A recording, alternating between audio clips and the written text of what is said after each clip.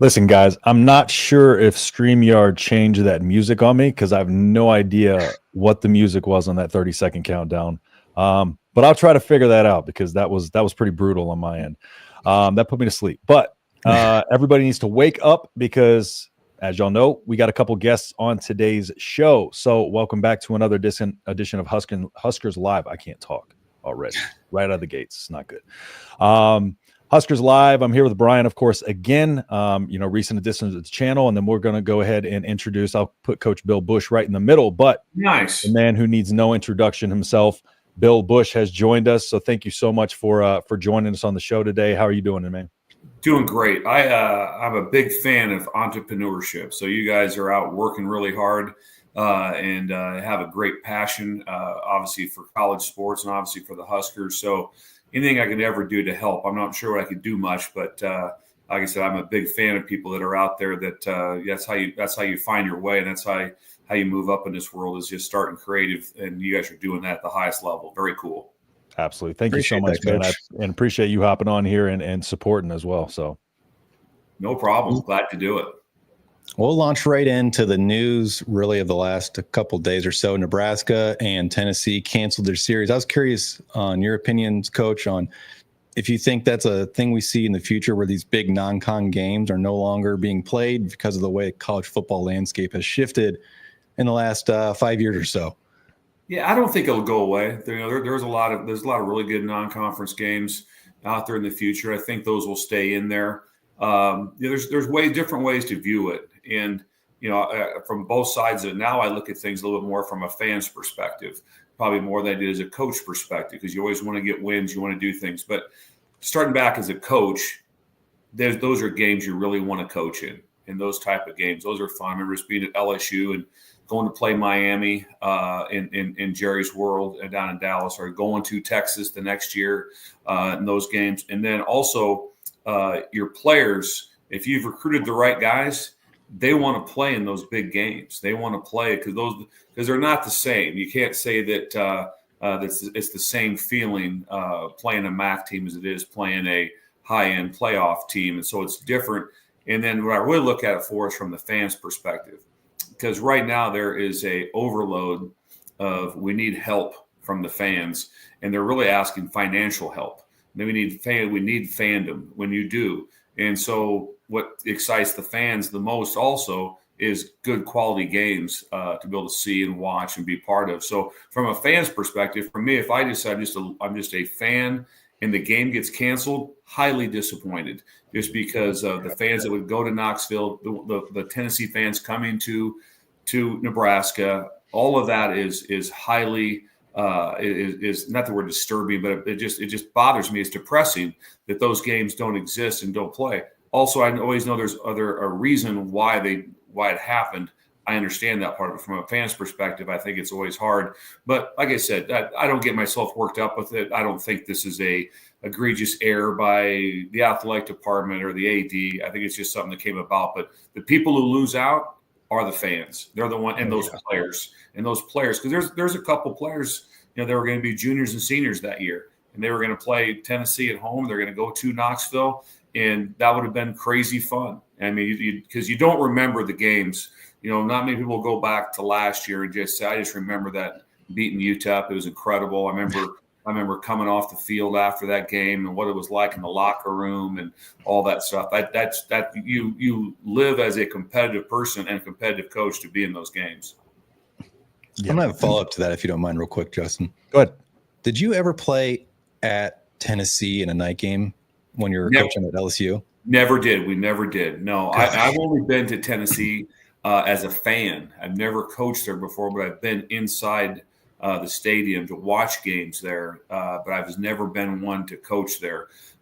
It's craziness. It's like I said, it's, when they go through all these things and they vote all the different places of, Death Valley on Saturday night, which is LSU, which is an insane place to play. Tennessee is ridiculous. A lot of places, Texas A&M, ridiculous. There's a lot of places that are incredible in that league to play. And it would have been something you'd remember forever, because, it's on that stadium. Neyland Stadium is right on the river, and it's just a cool environment to be able to see But to play in those games are forever lasting. That's for sure. Absolutely.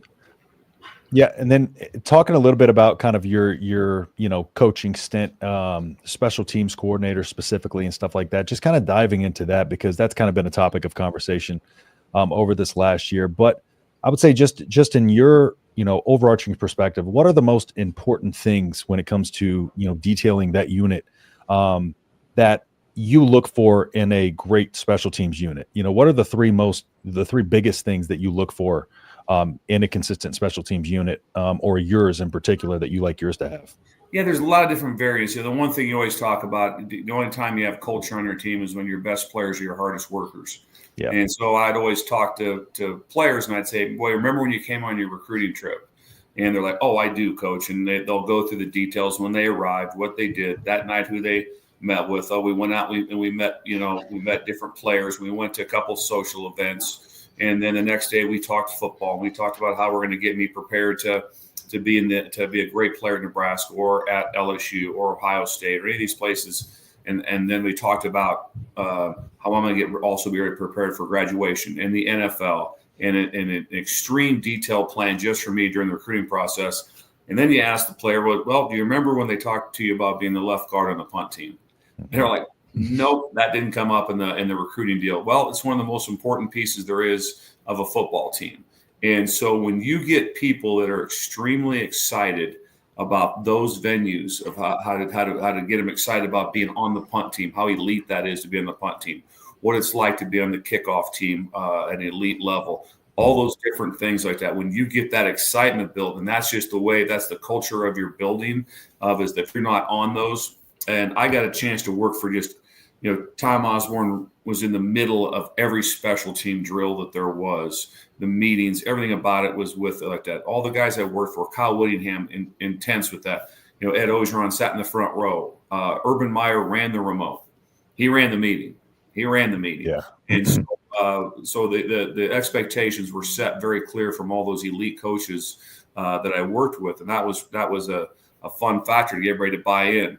That was one of the things that I brought up with that Coach Joseph was able to do when there was a change at coaches when I was still here.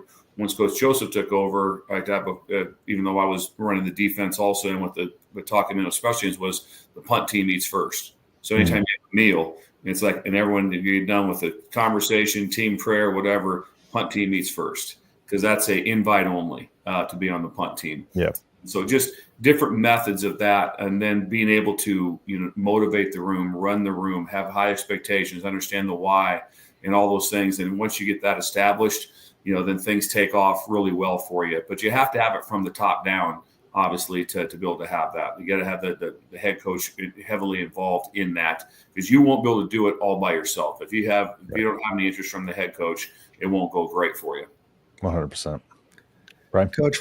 One thing I noticed, I was looking kind of back at your time, both with Bill Callahan and with Coach Frost when you're the special teams coordinator, and I noticed a trend. In those two stints, your special teams units had over 20 block kicks and 20 block kicks and punts. Is there something that you look for on film that you identify to exploit? And how do you go about executing that plan on game day? We did. They were extremely well at blocking punts and kicks. And it's real easy right first. You just make a commitment that we're going to block kicks, and that's what we're going to do. And we're going to get guys that can do it. And if you're uninterested in this, then you're just really not going to be a part of this team going forward. It's all about how you set the expectations. Next thing would be when you practice it. If you don't call it ever, after a while, you just lose them. It's like we've worked on a punt block now for 9 weeks, and we've never called it. And after a while, they just drift off. And so being able to have the structure and the head coach trusting you with what you had to get done, that is so important to have different aspects of that. And so, yes, so if you're starting off, I'll give you an example with punt. You're going to start off with my first thing I'm going to look at is I have a chart, and I'll track the long snapper, and I'll have a chart of it. It's a picture of a punter, and it's just his cutout, and then I chart all the snaps. So all of a sudden, if every snap, that snap chart has everyone on the screws, which means the ball's coming right at the kind of at his waist, really good timing on it right there. boy, it'll be hard to block one, but you'll always have one ready. When they spray the ball, which means the punter has to reach for the ball, now that slows down op time, and immediately you're in go mode. Let's get this figured out. Let's find a way to go try to block this. And then you try to figure, you don't need 9 guys to block a punt. You need 1 or 2. And so you set it up for those guys are the ones that they're going to come free. This is how we're going to attack the scheme, and this is what we're going to do. But you want to shift and move different things. One thing that we'd always do, we'd always have a mouthpiece call. And generally, if you ever saw people, if they were given a cadence or talking, is a lot of times like that, whoever the one is in the shield or in the personal protector, they'll hold the mouthpiece in their hand.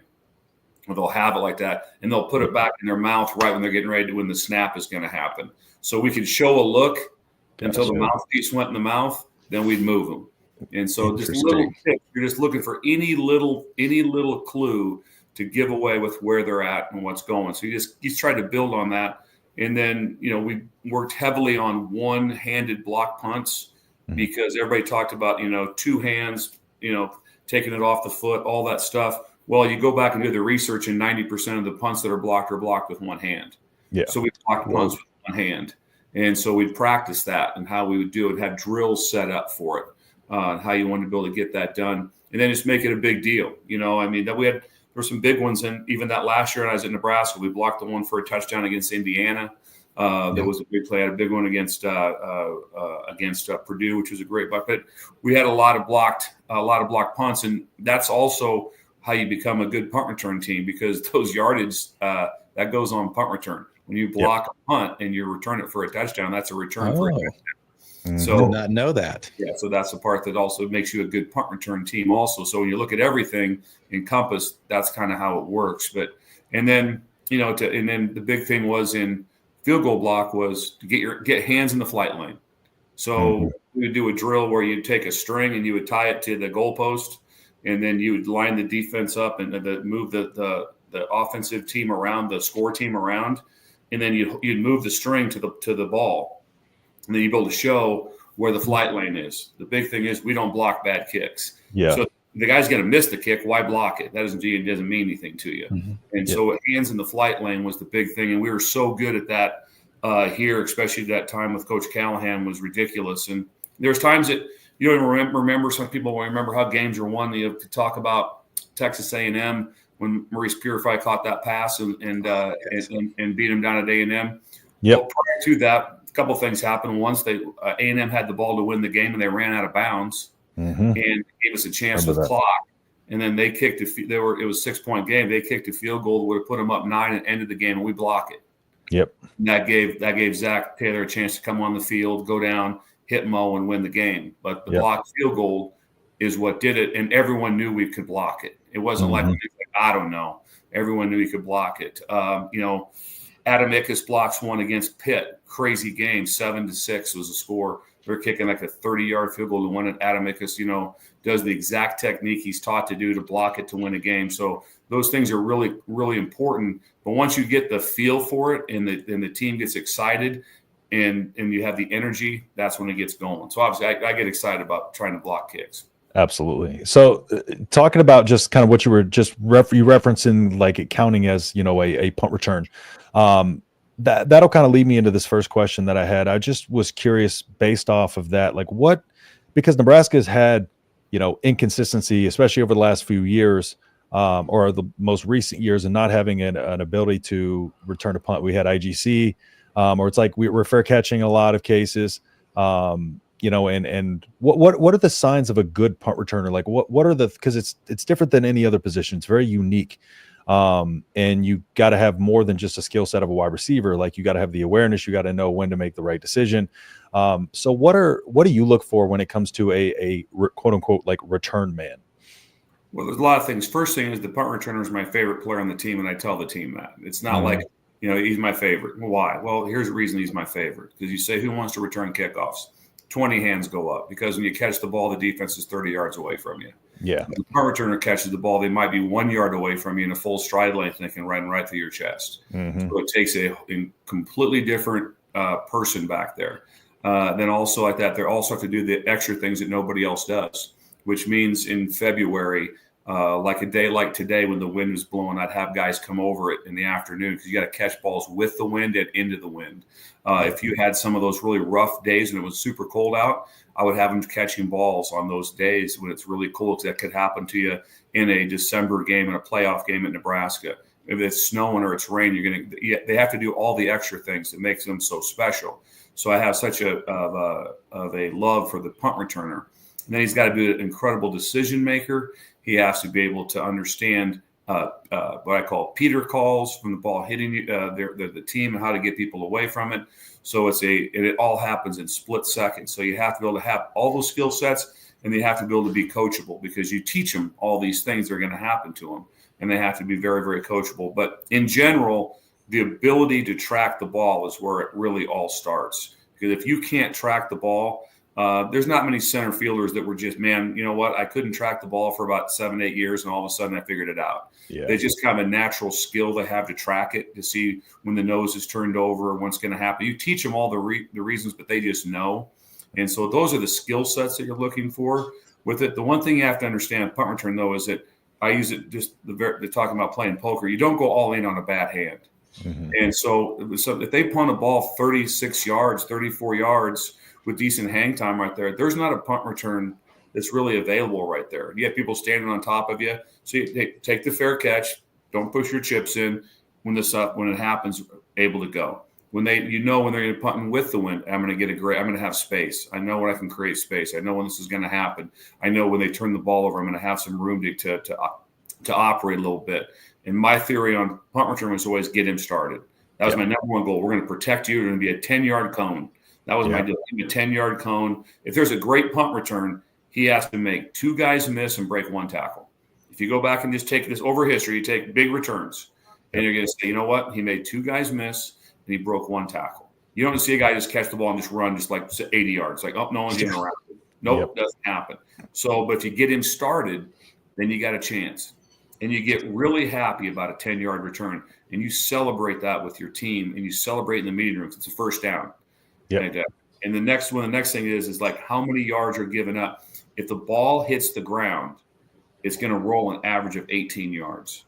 So you work really hard on, can I get to the ball, or if the ball one hops, can I field the ball to stop the roll? Just watch next year, and you'll see it hundreds of times where they don't field the ball and it rolls for 22 yards, and the ball goes down to the 6, and they could have had the 22 or something of that nature. So the decision making, when they just stop the ball from rolling, and off a one hop, that's brilliant. It's yards. So there's so many variables to it. I could probably go off on punt returners for a couple hours pretty easily.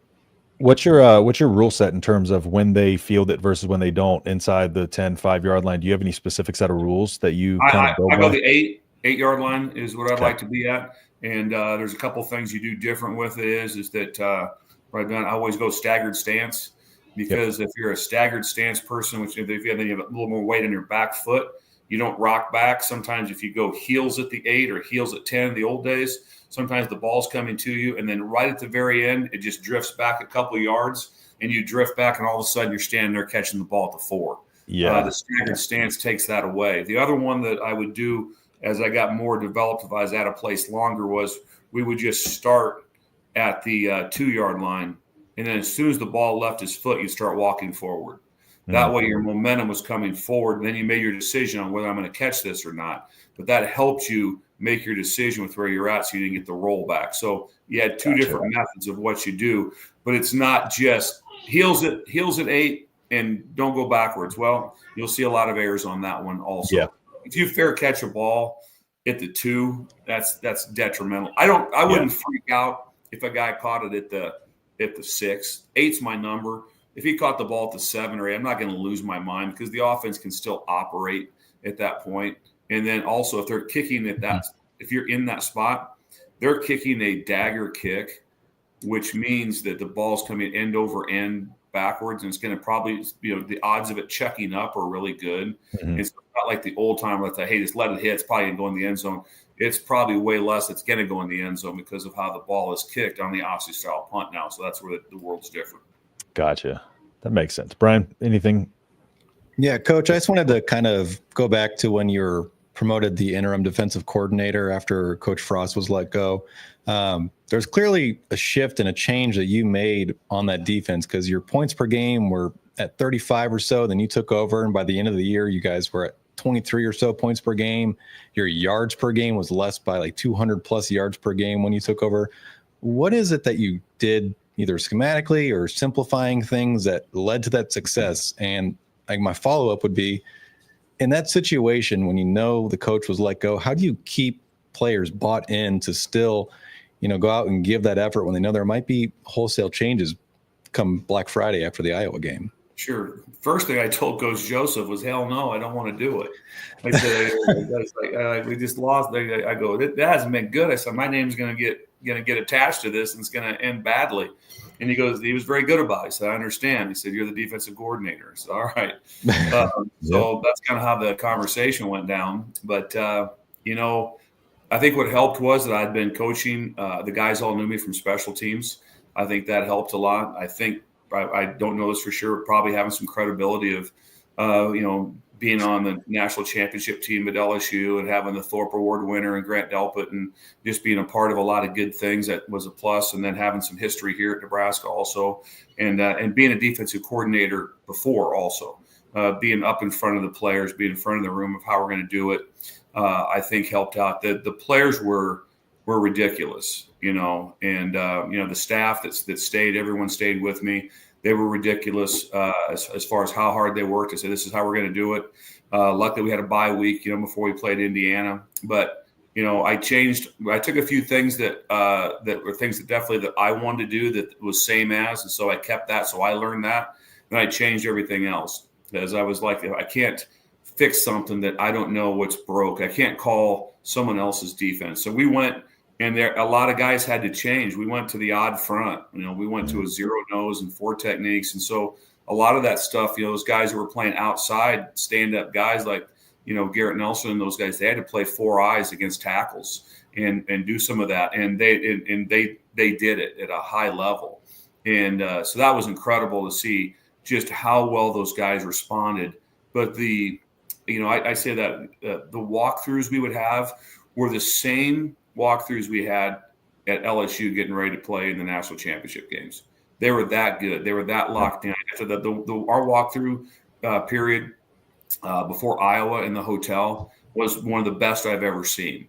And so those kids, I remember you saying that, they were just so good. And we had uniqueness, and this is what we're changing. Against Iowa is like they're a big empty team, and we're coming after them. And we got fumbles off. I had some plays come off of it. So we had some ideas of what we wanted to do and tell them the why of how we're going to do it.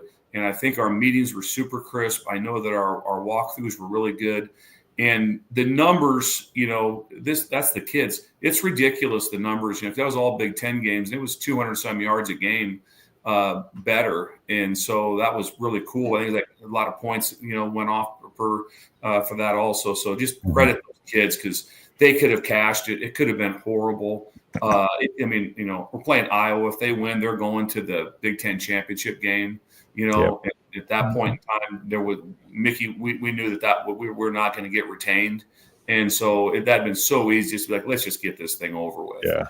And the kids responded really well. So we changed everything and made a lot of different calls, and the kids all bought in, and it kept things really crisp, and practice was really sharp, and Coach Joseph did an unbelievable job of keeping that team together. Yeah. And last thing, and I think I remember you saying this, but like, I think for you, when you took over, it was getting back to the basics. You were talking about just simply gap integrity, like the little small things. When you fill your gap, fill it correctly, make a good tackle, like that type of thing. Was it that simple when you came on, just trying to like make sure that like you simplified it enough, and that actually was able to help them improve that? We did a lot of simplifying. We did a lot of getting people down in positions to having us in the position. A lot of times in football, you can be creative with your safeties on. They're going to drop him down. He's going to be an A gap player. He's going to be a C gap player. You can do different things. Yeah. And that wasn't working good on the move. And so I just pre-aligned everybody. So we're going to play this like day one stuff. We're going to pre-align. We're going to get our feet in the turf. We're going to get our cleats ready to go, get ready to play. And so we did a lot of that. The first time, I remember talking to to the TV commentator for the Indiana game, and he came in and sat down with me. He goes, I don't have any idea how you guys can win this game. And I said, we're going to win it by getting lined up. Yep. And we spent because Indiana was the fastest team per play. They went at just nitro speed. And we had all these clips we showed of people making errors and looking to the sideline when the ball was getting snapped. And so we set up this whole different scheme with these two trash cans on each side just to form offensive lines about 30 yards apart. And then we would go back and forth, and the team had to line up on a formation and turn around and line up on the formation and turn around and line up on the formation. And we just kept talking about getting lined up. Yep. And then we talked about when we would change calls. It's like if they make a play and the play's going, we're running the same call again. Yeah, we're doing the exact same thing. If they throw an incomplete pass, instantly look over, we're changing the call. Yeah, if they're going to do this, we're changing the call. So we went 100% in that game of being lined up, and so we never made any errors because the team, they were never looking over at me to see like, hey, what are we running? It's like, no, they're in go mode, so we're going to run the exact same thing again until something allowed us, to be able to flip it and be able to make a different call. And that simplicity made him feel at ease and let him play. Right. Yeah. And it's interesting. It seems like that's kind of what helped this offense this year too. Just kind of almost, simplifying everything, making a little bit, so execution improved. Execution improved. Naturally. Ferguson did a great job. That was fun to watch. 100%. Absolutely did. All right. So Noah here just chiming in, says, great to have you, Coach Busch. You're outstanding. Appreciate all your insights. As do we. And Brian, again, thank you, Coach Bill, for being so gracious with your time again. Brian, do you have anything else for Coach before we wrap up with him? No, I'm good. I just want to say thank you again, Coach. I really, really appreciate you jumping on with us. Oh, it's fun to talk to you guys. Like I said, I have such passion for guys that are, like I said, I got into this profession by volunteering and starting it, and just figuring out a way to make my way into different things. So when people are out there hustling, it's so much fun to see how hard they work and what they're doing. Those things are just so cool to have all that stuff happen. So I'm proud of you guys for what you're doing like that. I look forward to I'll keep following you guys and appreciate very much like that, and appreciate guys that chime in, and hopefully you guys have a great rest of the show. Yes, sir. Thank you so much. And yeah, we really greatly appreciate that. And yeah, we'll be in touch. So awesome. Thanks, guys. All right. Yep. Later, Coach. Bye, Coach. Yeah. All right. Cool. And so big thank you to Coach Bill Busch for coming on here. And now we're going to bring in our second guest of the show, Tanner Terch. There you go. Yeah. There we go. All right. Yeah, he told me before the show. Because I was like, I've been pronouncing this wrong this whole time too. Yeah. So for everybody in the comments, it's Tanner Terch, not Terch. It trips people up for sure. I've had people call me Tech, Terch, everything. So Terch was how I was saying it for the last year or so, ever since you committed. I think we all were, but now we know. Appreciate you hopping in here, Caleb, Pitt Snipe. Appreciate everybody who's joined in. Drop your questions here as we go, and we will get them answered. But Tanner, thank you so much for coming on to the show, man. Really appreciate you, being gracious with your time as well to come on and have a little chat with us. So, is there anything you want to say before we get rocking and rolling? No, I just want to say thank you guys for having me on and taking the time to do this. Of course, man. Brian, go ahead. So my first question is, I think for me, I've always been curious what it's like to be recruited when you have all these coaches flooding your DMs on X and text messages and FaceTimes and all that. I just can't imagine how overwhelming it is. How did you handle all the coaches messaging you and the stress from all that? So I would say that, when people think of recruitment and they kind of think of that like nonstop, like coaches in your DMs, like people calling you nonstop, people showing up to your school like crazy. But I mean, that's really like the 1% of the 1% that get that treatment. Like, especially like early on in my recruiting process, I remember sending out countless emails with my mom every night and sending out hundreds of Twitter messages to all these coaches and being really excited when coaches would follow me back. So I really think that for the upper 1% of the 1%, it's recruiting is really like actually like that. Like someone's always in touch. Someone's always this.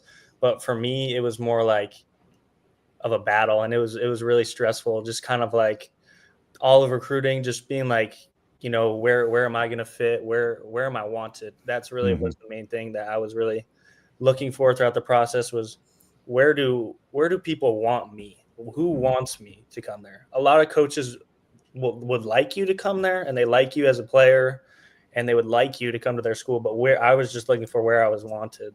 But yeah, it was a very overwhelming process for me, and especially my family. I think my parents took it the hardest because, I mean, there's some days that are really good, and I'd meet 3-4 coaches at school and get a few calls, and there'd be other days where there'd be nothing. And it's just kind of hard because I think comparison is the thief of joy. And like, it's just very hard to not compare yourself. Like, why is this guy getting this attention? Why is that guy getting that attention? So I just think that it was hard for sure. Definitely hard.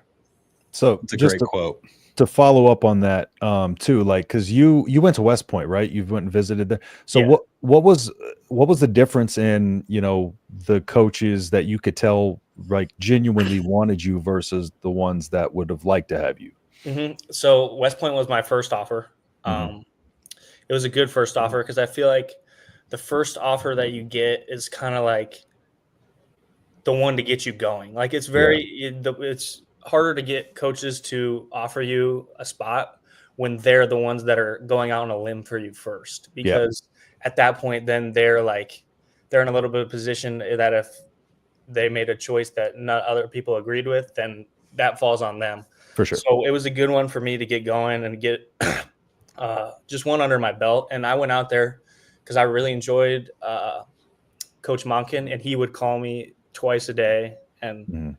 And I just was like, we'll go see what this is about. I had a 4.0 GPA, so I was like, you know what, this could really set me up for something later in life that you can't really turn down at that point. I mean, that was the only offer I had. And then Kansas State was another one who really wanted me to go there, and they were kind of thinking the same thing of me playing safety. So it's kind of like them, Nebraska, and then Stanford was another one that I was going to have to I wouldn't have been able to graduate early, and I would have had to stay and take 2 more APs to get that one. But that Stanford was like my dream school. Gotcha. So but I just didn't really like their coaching staff. But West Point, it was a cool experience for sure to go down there and kind of see how they run things, and we get to watch a team lift, which was like one of the coolest things I've ever seen, and watch them all do push-ups together in the weight room. And it was like it brought my dad to tears. Like it was crazy to watch. That's cool. But it was cool, and the coaches were really nice. They have really, really nice facilities, which I was really surprised by. Like their weight room is humongous, like really, really big weight room. Really? They got nice stuff, nice nutrition, and they have people there that really, really care not only about you as a football player, but you as people. And that was kind of the thing that I really liked there. And at the time, I was really considering maybe going there, but then my recruitment kind of took off a little bit after that, and then there were some different choices in play. Yeah, I see the seal trident on the wall. I'm a Navy guy, so I do have to say, go Navy. I'm glad you didn't go to West Point. Good call there. But what's the seal trident? Explain the I don't know. I saw this flag on Amazon. I got 2 flags. I got Mike Tyson, the unstoppable. Nice. Yes, and then there's this one that says the only easy day was yesterday. That's right. And I don't know. I was kind of just scrolling through. I have another flag from China with Coach Rule on it, but it's it's him photoshopped on a meme. That's me and Bryson Weber's living room, and it's it says "Welcome to the crib" on it. But like the Chinese Coach Rule seen the flag. It like put like an American flag behind him, so it's like him like shrugging with his hands in his pockets, like smirking. It's like him on Kevin James, and there's like an American flag behind it. So I was like, I'll probably get some more serious flags for my room that I can like look at in the morning and be a little bit motivated by, and not have Coach Rule watching me sleep on a meme with Kevin James. So that might turn into some nightmares. You probably don't especially with Matt drills, he could definitely be in my nightmares. But after I just grabbed that. Yeah, after a couple of seasons, I'm sure the last thing you're going to want to do is see Coach Matt Rule while you're waking up too, because I'm sure you'll see him every other second of the day. So, Brian, go ahead. I had a follow-up question talking about your recruitment and specifically Stanford. Do them being in this, I don't know what you'd call the Pac-12 at this point. Does that affect your decision when you're looking at like a Stanford, where they're kind of in no man's land, where they don't really know where their conference is going in the future, where, you know, at least K-State or Nebraska are in established conferences, or Army, I believe, is independent. So at least you know what you're getting conference play wise. Mm-hmm.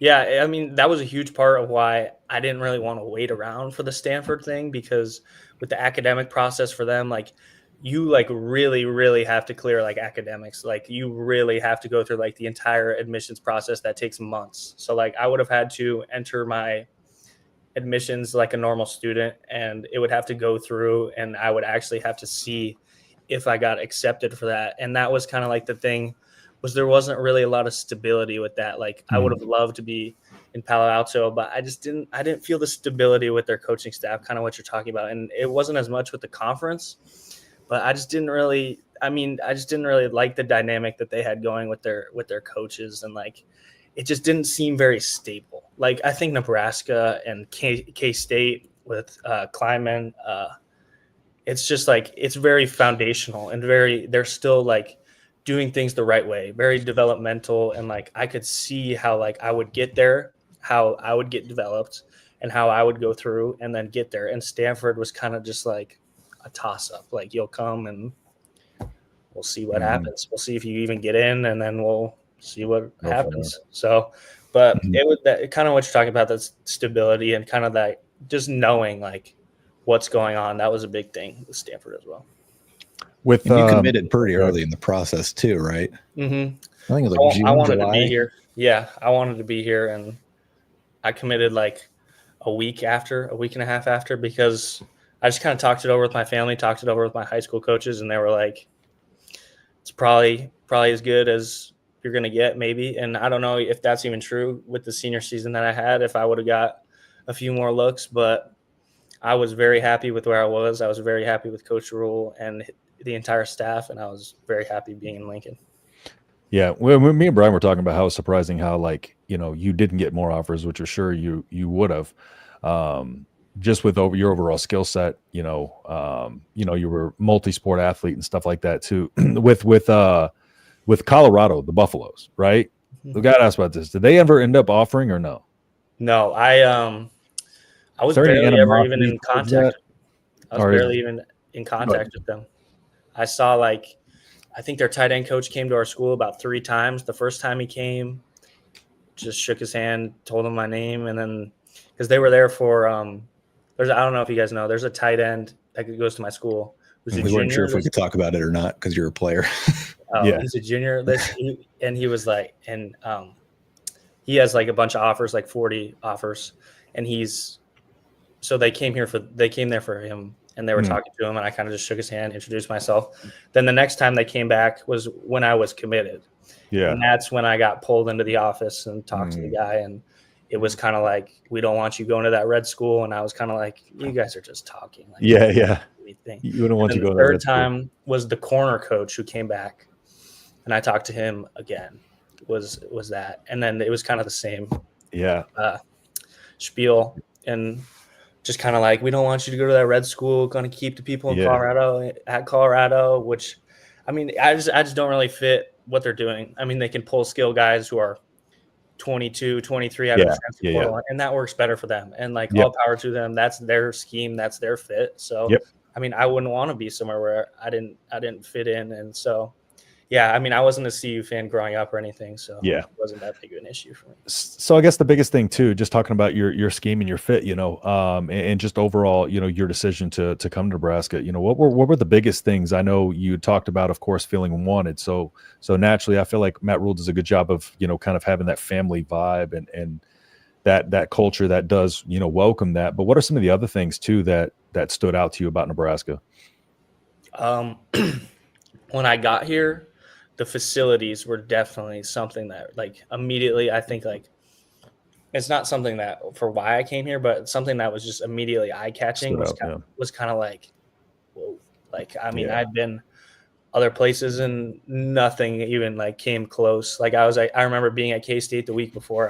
I came here for my first time, my spring visit, and I was like, wow, like this is a different ballpark. So it was very interesting, but also, like, the coaches, like kind of like that family vibe you were talking about with Coach Rule, it goes through like all the coaches, like in everyone in the building too.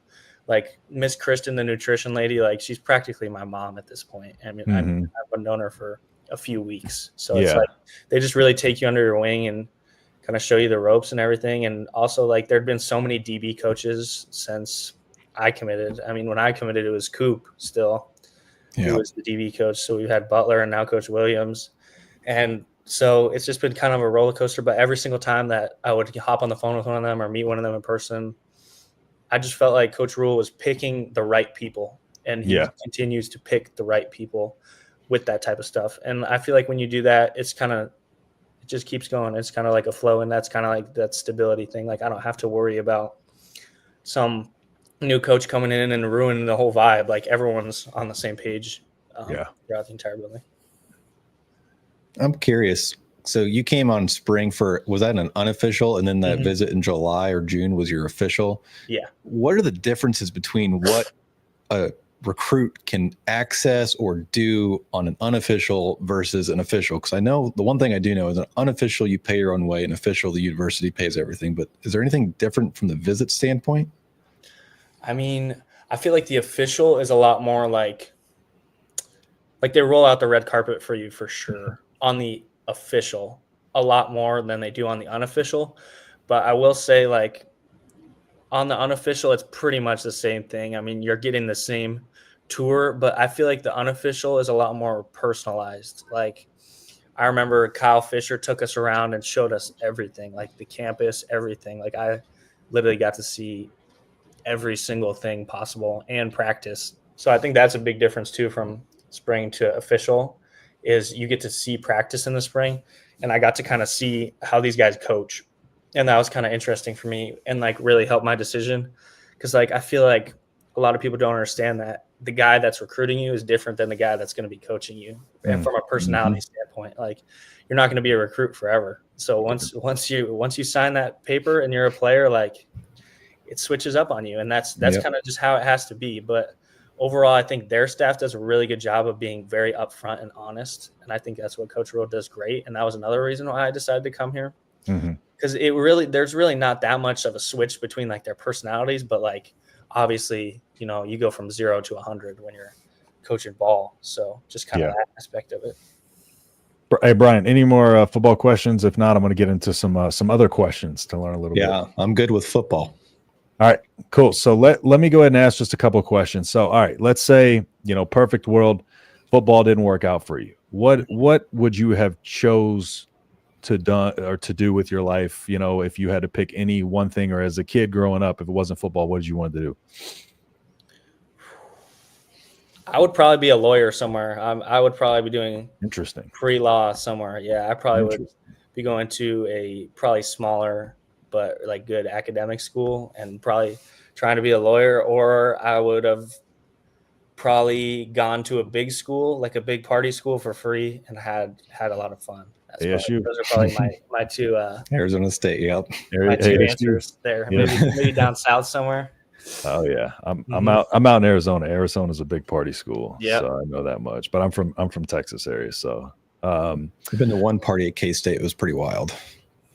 Yeah, that was when I was a 18-year-old kid, though. So I was in the military. I was overseas when I was 18, so I wasn't having that fun. But so all right, what's another the other question I was going to ask too? So like, do you have any kind of what are your biggest hobbies, or do you have any obscure hobbies? You know, what do you like to do off the field? You know, outside of school and all that. So most of the time, I'll hang out with friends, but like from more of a hobby standpoint, I do like Legos. I built a Lego last weekend. I think it's over there. It's like a little bonsai tree. So I'll build Legos sometimes. Like I feel like it's a calming, like get your mind right. Like kind of just sit down, some music, and build like a Lego. I'll do that. But I love the UFC. Like the UFC is like my favorite thing. Like if I wasn't playing football, another thing, I'd probably be training MMA somewhere. Like that stuff really, really excites me. And I've gotten into it like past year or so. Yeah, it's awesome. Really. Let me know, man. I've been boxing for 10 years. I got my first pro fight coming up later this year. So if you want to work some boxing ever, Let me Good know. luck. I like the grappling. I like the I'm your guy. jujitsu. I like that. Sweet. But I try to boxing, punch people before it gets there. Yeah. I go. Who's your favorite fighter, by the way? My favorite fighter is Justin Gaethje. I You're the actually Gaethje guy. I caddied for him Nice. No way. 3 summers ago, Nice. and he followed me on Instagram on the 18th hole, and Nice. he gave me a very handsome tip. He still follows me on Instagram, so that That's was cool. like, as like, I think I had been like going into my freshman year, and that was like the coolest thing ever for me. Yep. Like being able to be with someone, but he's funny. He's really, really funny. Yeah. Like one of the holes, like he tossed his ball up to me for me to clean it, and he walked over to me and like pump faked me like he was gonna punch me, and I kind of ran a little. I was like, oh my god! But he's a little guy. He's like 5'9". Yeah, he's little. Yeah. If you look at him, you're like, I'd kick this I said guy's 155. ass, and he would just kill you. Then But you he look was at like yours. unbuttoned shirt, untucked, like Yeah. he had different color socks on, and he was kind of just like hat. He was just running around. But on the 18th hole, he was like, "Give me your phone," and I was Yeah. like, "Mr. Gaethje, what are you talking about? Why would I give you my phone?" He's like, "Just give me your phone." Thought he was bullying you for a second. Just he followed himself on my phone, and then I looked after there like 10 minutes. I was like, "That's kind of weird." He just followed me and not called me back. And I was like, "It's kind of weird." And then 15 minutes later, I looked at my phone. And it was like, "Justin Gaethje followed you," and I was like, "That's That's pretty what's cool. up, dude. Pretty That cool, is yeah. cool. Mhm. He's from out here too. I'm a big Ilya Taporia guy, Ooh. but yeah. Brian, what were you gonna ask? Oh, someone in the chat is from Littleton, actually. And they Oh, wanted yeah, to know Mumbai. if they said Tanner. Yeah, go ahead and throw it up there. Jimmy Tanner Rangel, 2-time Golden Glove champ. Do you know him? Jimmy Rangel. I don't. He may think so. not, because Golden Gloves is hard to follow if you don't follow boxing because it's an amateur tournament. But It's an amateur. It's a amateur. yeah, boxing. Golden Gloves is an amateur boxing tournaments for like the best people in the state. Mhm. So I'm not sure when he would have wouldn't even won it, but that's an amateur boxing thing. Yeah. Steve Sipple of On 3, Husker Online. You probably chatted with him there. He's a Gold Gloves winner from back in the day. Can't Way see way some long. boxing. Yeah, I don't know if I like boxing He as was a much. I good feel like boxer. boxing. Hey, watch out! I Calm don't down, try. Tanner. Just I don't know. I feel like boxing and like I feel like I didn't get to watch the good era of boxing. yeah, that's true. That is Yeah. true. Like I That's didn't get true. to see Mike Tyson. I didn't get to see like I feel like that's when boxing was like boxing. Now it's Yeah. kind of like it's gotten away from. But like I got to watch like the Fury Wilder stuff, and that was Yeah, that kind of was like it has its moments, but UFC's definitely got like it's the big thing now. yeah. It might be my Newer. attention span, to be honest. That's true. I like nonstop action, just waiting like 10 rounds. And Yeah, it's a little boring. trying to keep up with both of them too is a whole different animal, Yeah. especially with as busy as you are. And the celebrity boxing, like it's just kind of made me not like it. Just Yeah. the celebrity Oh, yeah. standpoint of it. There's a lot of different directions it's going. There's a lot of things I don't like with either. I just like personally like participating in the sport, but yeah, Yeah, there's a it's lot cool. of things that I don't like about watching that steer people away from watching it too. So, I imagine guess- the team will have a watch party for Crawford's fight in, was that September? Crawford? Yeah, well, but Crawford- and that Oh fight. yeah. No, you're with talking Canelo. about. Yeah, Yeah. I bet. Yeah, he walked the team out, right? For a game? Yeah. I was at He that did. game and I completely lost my shit when I saw him on the big screen. That was such Yep. an awesome entrance. Yeah. And- Go ahead. Go ahead. No, you're good. I was going to ask one question too, just kind of bringing it back more to you, but the football side of things. You know, if you had to pick any game, or like when you vision, like I don't know, the craziest game, craziest moment, like who is that team that you want to go up against and like suit up against? Like, is there any teams that you've thought about? Like, I can't wait to like line up against these guys. Mhm. So actually, one of the ones that I was really looking forward to was that home away with Tennessee. Oh, I knew you were going to say that one.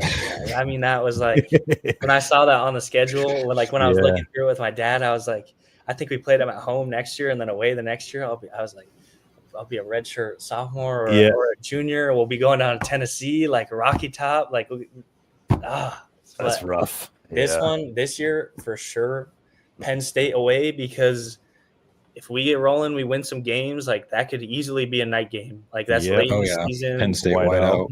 Yeah. So, and I think that's like, I mean, I mean, something that I probably dreamed about like since I was a kid. Like I can always think of that clip where the Michigan is playing there and it's so loud and they can't snap the ball. Yep. They have to call timeout. Like I remember watching that clip with my friends like years ago and being like, this is, you know how crazy that would be to, like be there and like be on the field and like actually like having the opportunity to actually like be there and be on the field for that would be fun. Crazy. Yeah. But that in Michigan's another place. That Tennessee game has been on the schedule for 20 years, and it's been pushed back once before because Tennessee wanted to play at that NASCAR track. I've been looking forward to that game since 2006. Yep. So brutal. I feel your pain from a fan standpoint. I can't imagine as a player how much that stinks. Would you rather be the guy electrifying the crowd or shutting the crowd up? Electrifying. I've never. Let's go. Yeah. Shutting the crowd down is not. I don't know. It's just like even like I feel like in football you don't really notice that much. Like, I mean, you can definitely like hear them, but like when you're locked in, like especially like last year, like senior year, like when I would catch a deep ball, like I mean, you kind of just zone it out. It's kind of just like you're just thinking about scoring. Yeah. But like you can definitely like hear it. But I feel like shutting the crowd down. Like I feel like it's more fun in basketball for sure. Yeah, like basketball when they're up in your face and you're like you can do something to like make them be quiet. That's like, true. But like I feel like basketball also like you can hear the cheers a lot more. And like, when you do something good, like you can hear the crowd get hyped. But like I think energy and like crowd energy like wins you games. And like if you can get the crowd behind you, like it gets everyone fired up. So I would definitely electrify. Yeah, when Nebraska starts winning, it's gonna be crazy. Yeah, definitely crazy atmospheres. Brian, do you have any questions you want to ask him before we I have one random question and then one question about the facilities. Okay. The facility question is, what is the coolest or like the most unique thing, like the sleeping pods, or the only way I can describe it is like a human car wash where it's got that tunnel thing and it's got like shower heads all over. What's like the most crazy thing that you guys have? I would say the cold tub personally, because I'm in there every day. Like I love the cold tub, but like it's so crazy how big they made the cold tub humongous for no reason. Like it's 3 times the size of the hot tub, and no one uses the cold tub. There's like 4 people in the cold tub every day, and everyone sits in the hot tub. So like when I was on my visit for the spring, there was like 50 dudes in the hot tub, shoulder to shoulder like this, and there's no one in the cold tub, and it's like it's kind of weird. Like why do we make the hot tub so small? But I like the red light. The red light's definitely, I think, the craziest thing, personally. I use a lot. I mean, I saw Joe Rogan talk about it, and I was like, I use it occasionally too. I like it. I think it makes your joints feel better. I think it clears up your skin. But helps a lot, I'll do the sauna every day for like 15 minutes. Sometimes I'll do like 10 minutes and then 5 minutes in the cold tub, then 10 minutes in the sauna, 5 minutes in the cold tub. But the sauna is nice too because you can stretch in there and really like loosen up and before you get in the cold tub. So, but like everything we have is like out of this world. Top notch. Yeah, I'm trying to see if that red light therapy will help me grow back any of this hair, but that's why you ain't got to worry about that yet, Tanner. my last question is: have you been fully indoctrinated and had Runza yet? No. Okay. Well, I'm gonna be honest here. Incredibly overrated. I lived in Nebraska for 15 years. Incredibly overrated, but it's a delicacy in Nebraska. So anytime I go home, I have to have one. I don't like cabbage, so it's gross. I don't know. Everyone's been talking to me about it. Like Christian Jones is always talking to me about, runs to this, runs to that. Like we got. They have the best ranch you'll ever have, probably. Okay, that I have heard they got good fries. They got they got good fries there. That's what I've heard. Yeah, good fries, good ranch. Yeah, but like the whole concept of it just seems a little weird for me, and especially from like a fast food restaurant. Like I don't know. I don't want to tear it down though, because I know people like it. But next time we come on the show, we're gonna have to ask you. But you can tear it down here, just because, like I said, I don't even like cabbage. So when I go home, when I go to Nebraska, not home. When I go to Nebraska, I venture into Valentino's. That's my that's what I heard. Someone So I won some award in Colorado, and this guy called me, and he was from here, and he was like, "You got to go to Valentino's. You got to go to Valentino's." So it's a good spot. It's a good spot. I might gotta check out there, but I don't know. After the pizza we had in New York, I don't know if the pizza's ever. Yeah, it's different. Valentino's is just different to me, like because I've had it in Chicago. I'm from Texas originally, but there's just something different about it that I like. I don't know. Could be a nostalgic thing for me. But I don't know. It's a little doughy for my liking. Yeah. But I've got to check it out. I've got a lot of time on the weekends. So yeah, for sure. And then Portnoy did a pizza review there, didn't he? Valentino's. I think so. There's no telling what Portnoy said about it. Ain't no telling with that guy. So, all right, Tanner. Well, I appreciate you hopping on here with us, man, for a little bit. It was a good time, and hopefully we can get you back on here again. See how maybe you like Valentino's and how you like the runs if you do ever try it after a while. But do you want to say anything to the fans, the people, anything before we conclude, or anything you want them to know? No pressure. You don't have to say anything, but yeah, I just think that people be ready for this year, because like the hype, and I saw people on Twitter calling it the Rule-Aid. Yeah, the Rule-Aid. Yep. Yeah, I mean, I don't want to speak too much, but like we got some dudes, and the coaches. So that's all I'm going to say. Just be ready. All right. All righty. Yep. Awesome, Tanner. Thank you guys for having me on. Yeah, thank you so much again, man. Hopefully we'll have you back. So, all right, go appreciate it. All right, cool.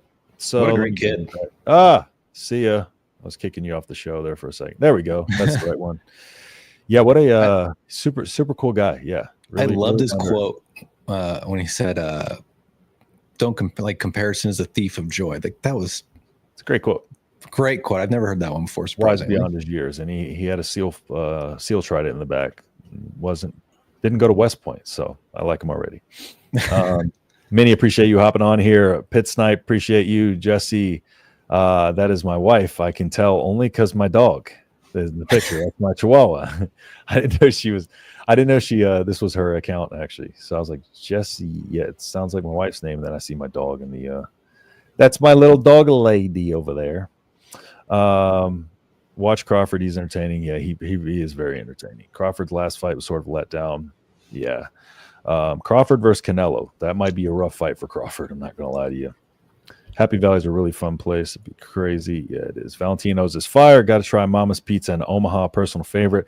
I don't know if I've told y'all, but Pitch, in Omaha, that is my cousin's restaurant. So if y'all do go to Pitch, there's two of them out there, I think. Somebody asked too if Tanner is already enrolled. So just clarify. Yeah, he's enrolled. Yes, he is. Yes, he is. So, all right. Well, is there anything, Brian? Anything before we go to conclude? We have another guest coming on next week. One confirmed for sure. Caden Vermas is going to be joining us next Tuesday. Any other confirmed people, or is it just Caden right now? We got probably about 10 more people we're working right now. So just trying to get dates on them. So cool. And we'll just continue to update y'all on those. So if y'all want to give us a follow at KC Husker for Brian, at the _H-Town Husker for myself, we'll be announcing the the guest list. And I'm just talking like we're recruiting here. The guest list, and then try to have some good people coming on and chatting with y'all like today. So, but other than that, we got some good stuff coming up for y'all this week and into the near future over the following week. So y'all subscribe if you haven't yet. Stay tuned to all the latest and greatest. Like the stream if you haven't. It really helps us out. I'm terrible at asking for likes. Ryan, nothing else before we conclude here?